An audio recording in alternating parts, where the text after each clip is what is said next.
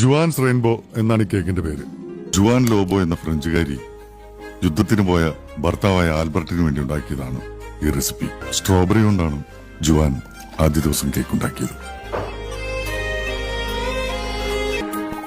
യുദ്ധം അവസാനിച്ചില്ല. വരാമെന്ന് പറഞ്ഞ ദിവസം ആൽബർട്ട് വന്നില്ല. പിറ്റേന്ന് ജുവാൻ ഒരു പിസ്താ കേക്ക് ഉണ്ടാക്കി ആൽബർട്ടിനെ കാത്തിരുന്നു.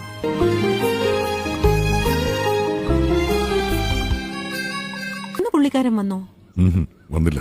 അവൾ അത് സ്ട്രോബെറി കേക്കിനോട് ചേർത്ത് വെച്ചു. ജുവാൻ തന്റെ മുറ്റത്ത് ആദ്യമായി കായ്ച്ച ഓറഞ്ച് മരത്തിൽ നിന്നും പഴുത്ത ഓറഞ്ചുകൾ നോക്കി പറിച്ചെടുത്ത് കേക്കുണ്ടാക്കി കാത്തിരുന്നു.